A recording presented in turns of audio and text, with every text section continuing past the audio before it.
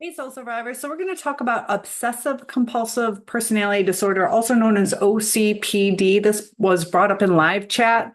And what it is it's a mental health condition characterized by a pervasive preoccupation with orderliness, perfectionism, also control. So unlike obsessive compulsive disorder, which is OCD, where individuals experience unwanted intrusive thoughts and repetitive behaviors, when it's the OCPD, personality disorder, this involves a more rigid and enduring pattern of thinking and behavior. So, the key features of OCPD, people that have that have an intense need for things to be perfect. They may set extremely high standards for themselves and others, often to the point where it starts to interfere with the task completion. So, as an example, they might spend excessive time on small details to where they can't get the project done. And they'll revise and revise until it meets their standards.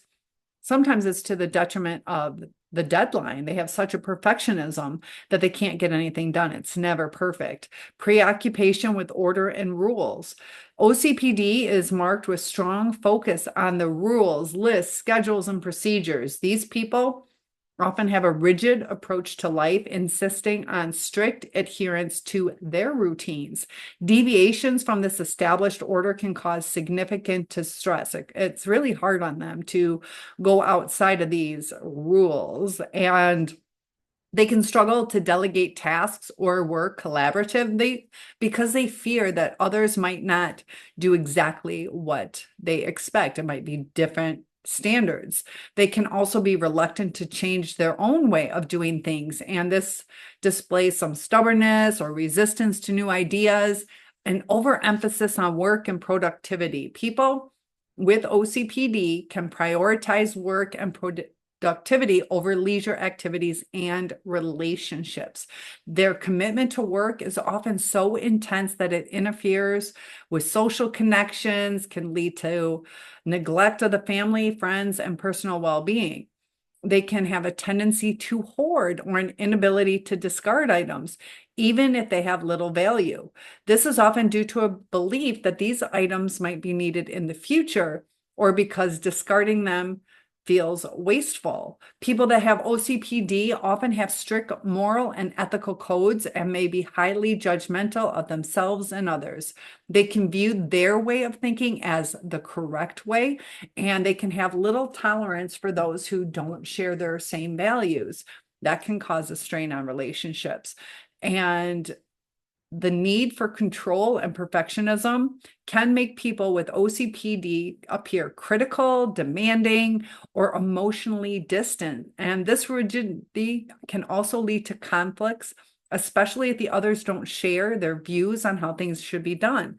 Inside the workplace, they can have both positive and negative effects. On one side, the people with OCPD are often seen as reliable, detail oriented, but on the other hand, this inflexibility and insistence on perfection can cause problems in collaborative environments and may lead to burnout. When they have to be perfect all the time, they can get burnt out.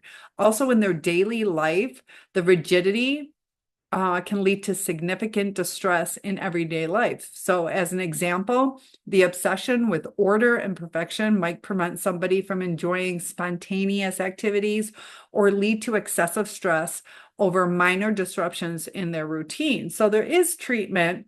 CBT, we talk about cognitive behavioral therapy, is useful in a lot of mental disorders or issues, and it's often the treatment of choice for OCPD. It helps people recognize and modify the maladaptive thought patterns that can contribute to their need for control and perfectionism.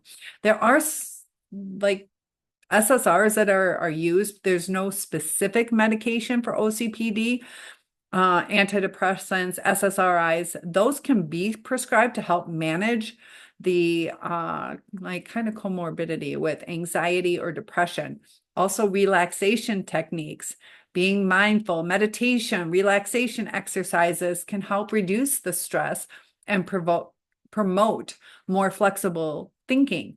And a part of therapy can involve helping individuals recognize how their behaviors impact themselves and others, and gradually work towards more balanced approaches to life. So there are some genetic factors. We're going to talk about the different ways that this happens. Why does somebody have OCPD?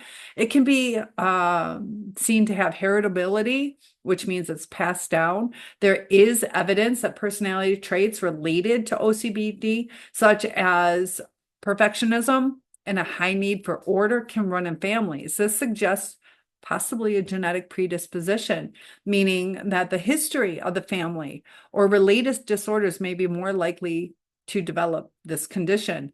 Certain personality traits that are heritable, like conscientiousness and a need for control, may contribute to the development of OCPD. These traits, when extreme, start to manifest this rigid thinking and the behavior patterns that we see. Childhood experiences in early life, especially those related to parenting styles, can play a significant role. Children who grew up in environments where there is a strong emphasis on rules, orders, perfectionists, may internalize these values, and they can just have really rigid thinking patterns. Overly controlling or perfectionistic parents may inadvertently encourage traits associated with OCPD. It's not always purposeful, but it can happen. So if a child feels that their self-worth is tied to meeting high standards, they can develop a chronic need for order and perfection.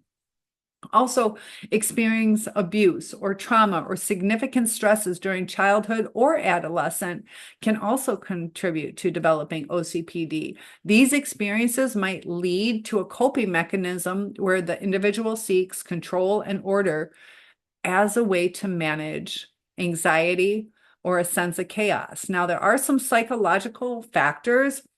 Cognitive deals with our thinking. Cognitive patterns, they often develop rigid cognitive patterns that emphasize perfection and control. They possibly believe that their self-worth is tied to their ability of how well they can maintain order and these high standards. And it can be understood as an extreme response to a need for control.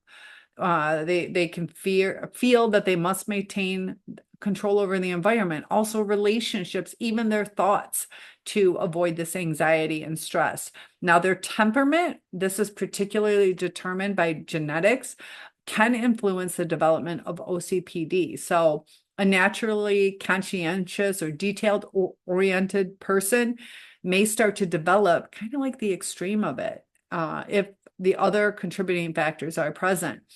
Over time, these rigid behaviors and thinking can become a way to cope with the underlying anxiety or fear of failure. They fear that they're not going to be perfect, and that's horrifying to them. And these coping mechanisms can become habitual, leading to chronic and inflexible patterns. So OCPD does arise from a complex interplay of genetic predispositions, early environmental influences, psychological development.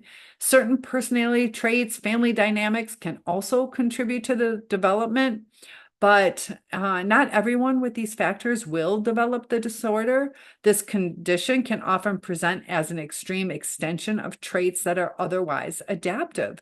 There are some perks or pros to wanting things done right, but when it's to the extreme, it can be detrimental to somebody's life, somebody's relationships, also the productivity. When something has to be perfect, it's never going to get done. Topic requests are welcome. One-on-ones are available, and I'll see you in the next video. We'll get through everything one day at a time.